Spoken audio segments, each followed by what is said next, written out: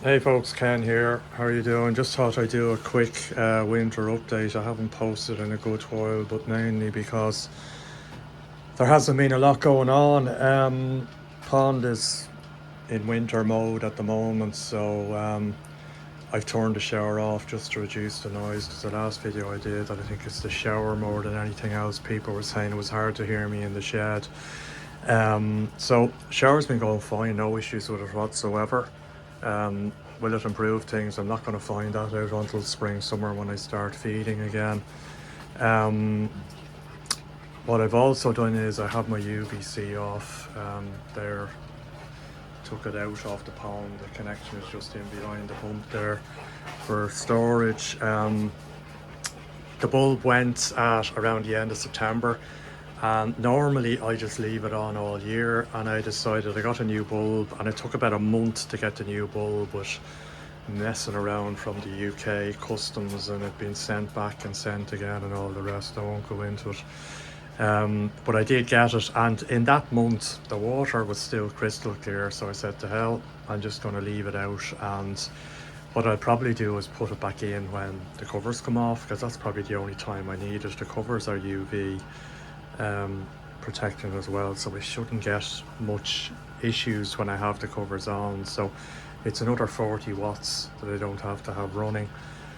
Other thing I did was I added one of these Vari-Speed controllers you can get. A few people have used them now. You can get on Amazon just for the larger pump there that does my bio chamber, and it just it just turns it over nicely, which is all I need at the minute, to be honest. And I will turn it up when the spring comes again, when I start feeding, but just again, probably won't make a huge amount of difference on the consumption, but it's every little helps. I have two pumps running. I have the main pump is running at about 100, and there you can see, I don't know if you can see actually with the camera, it's about 157 watts. The shower I get away with around 40 watts, so that's not too bad. So it's about 200 watts or just under it. What else have I done? Not an awful lot else. Haven't done anything with the chlorinator, the Big Blue. I do test it every 2 weeks, and the numbers have stayed low. Like during the summer, nearly every 2 weeks I'd be taking it out and back flushing it and shaking it and doing everything else to get the numbers back down. But it's been fine. I haven't really touched it in about 2 months. You can see there it's running at around 0.19 litres a minute, which equates, you multiply that with about 1900 litres a week. So that's half of what I would run it at during the summer. That's Tarzan, by the way, which is toying on this. That is throwing the arse out of. It's about half of what I'd run during, so obviously I'm going to get twice as much out of the carb and all the rest. I find I get about 60,000 litres out of the carb, and if I just do there, I've only got 30,000, so that's another bit to go. So hopefully that should do me for the summer, or for the summer. What else in here? Nothing else in here. As I say, it's taken over. Don't even want to think about how much it is on the electricity bill, like I'm sure most of you, every couple of months that we get our bills. Pond itself, pond is great, covers on, fishy's all happy. I do feed them a little bit when the temperature's up around 11 now. It went down to 7 degrees there about 6 weeks ago when we got the real cold spell for a couple of weeks. But has been up around 10, 11 the last couple of weeks, so it's due to get cooler, I think, not this week, the following week. But when they're looking for food as they are there now, I generally just, a couple of times a week throw in a very small amount of wheat germ just to keep them ticking over, but they're all looking fine and no problems. My water seepage, whatever the hell it is, I did as you can see there, I sealed with Tech 7 along by the window, which is something I probably should have done. So my theory was, particularly in the summer, excuse my fingers, that with the fish throwing up the water and everything else, you can see my water level is slightly down there for some reason. Although maybe it's not down, it's just the way it laps up and down.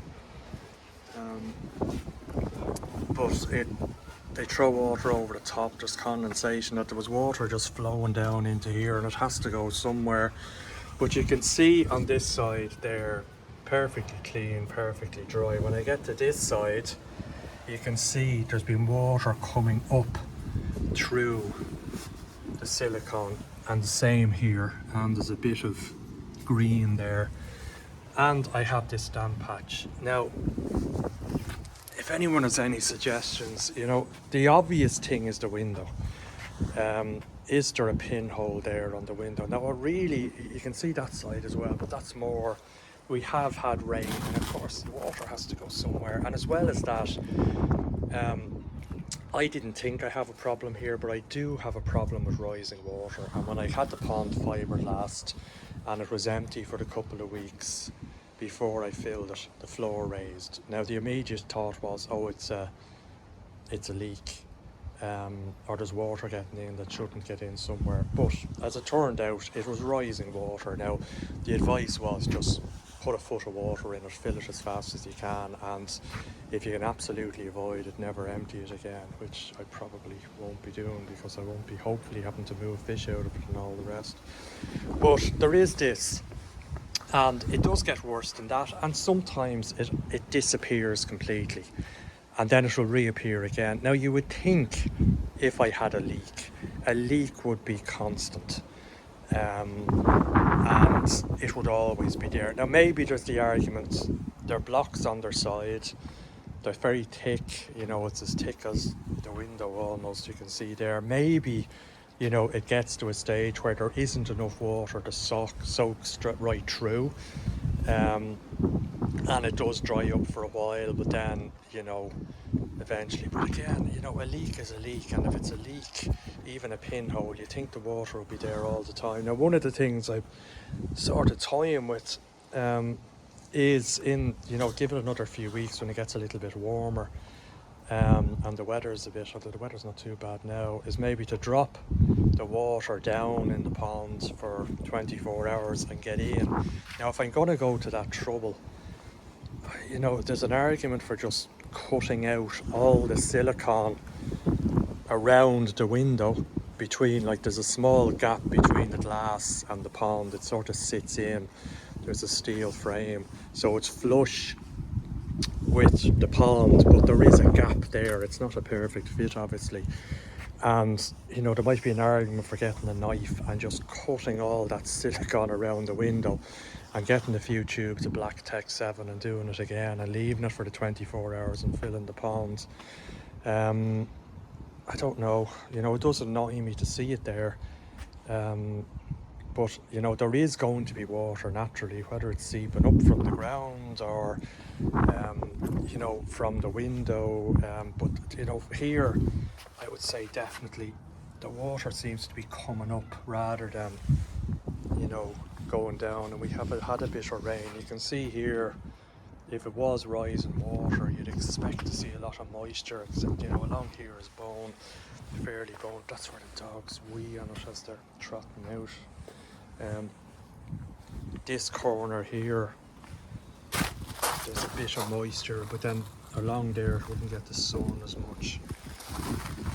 I don't know, that corner does dry up. I'm not concerned about that corner, but anyway, I don't know, I'm toying about that. The other thing is my sluggish bottom drain. I think I've said before, when I'm standing in the far bottom drain in this corner here, is sluggish, and now it's not getting any worse, but it's noticeably slower when I'm flushing it than the other one. It's a glug in effect. And looking at my build photographs, I'm high 90% sure it's actually this one in the front that runs out. And it's actually, what's surprising me, there's a couple of twists and turns in the far one, it's perfect. This one it's more or less, it's a straight run across here, and then it goes up and into the shed. You know, it's an odd one. Now, whether it's the lid, there isn't enough of a gap between the, I didn't need, now I'm fairly sure, you know, I did leave it sort of finger gap, I'm pretty sure. Is there something that's got into it? I don't know, but it'd give me an opportunity to maybe look at that again. But anyway, if anyone's any thoughts or has experience of seeing damp patches that, you know, if I put my hand on that, like, it's not, my fingers aren't soaking there, you know, it's damp, but it's not like there's continuous water. And you probably find that if we don't have any rain for a few days, it will almost dry up or completely dry up for a couple of days and then reappear again. But anyway, one of those things where it's probably reasonably drastic to drop the pond down, stress the fish and cut out the silicone and redo it again in the hope. Now, the other thing I was said to me, when I was fishing the glass, I used shims just to rest it on to get it at the right height when it was being silicone. Now, a couple of people said to me that once it's set, I should have taken the shims out. That if you silicone in around the shims, it can create a bit of a weak spot on with the silicone and can cause leaks. Now the shims are, if I recall, they're in or about here, and the leak is over here. Now, of course, where the water appears and where the leak is, as we know from various things, cars and a whole lot, can be very different. But there's an argument maybe if I do drop the level, it's just got in, cut the silicone around there. Now, I did before cut, it's nearly a couple of years ago, because I've had this problem since I built the pond. I did get in, it was before I had all the fish. I only had the goldfish and one koi and they were quite small. I dropped the level, I jumped in, I cut out the shims, but instead of taking them out, I just siliconed around them again. Now, when I did cut them out, there was water there, water came out, which, now the only thing is that water could have gone down there and just been sitting there, and when I cut out the shims it came out, I don't know. But I did re-silicone them and put a lot of Tech 7 in, but maybe next time I just could try that and see if it does anything. But if you have any suggestions, but that's it, otherwise all going well. You can see my goldfish, he's not good. That's the one with the big tumour. He just gets a bit rough looking during the summer, but he's eating and he's swimming and doesn't look great there in the winter, but otherwise. And then I have my shag with his carp pox. That's classic carp pox on that shag. If you're ever wondering what it looks like, you can see it there. Disappears in the summer. There's another fish I noticed had it. He doesn't have it. The Karagashoi, oh, you can't see him there, the Akamatsuba. He was the original one to get it. You can see, and he actually, I don't think that fish's immune system is great, because he doesn't, while it gets smaller in the summer, it doesn't disappear. And there was another one of the, yeah, you can see that Kahaku going there. He's a little bit of it on his tail. Anyway, and there's Odie saying hello. No, you won't be left out, Odie. Right, I'll leave it at that. Hopefully be back to you. If I do anything with that window, I shall do a video and tell you about it. But at this minute, I'm still hemming and hawing about what I'll do. But if anyone has any suggestions, I'd really appreciate them. Thanks a lot. Take it easy. Cheers.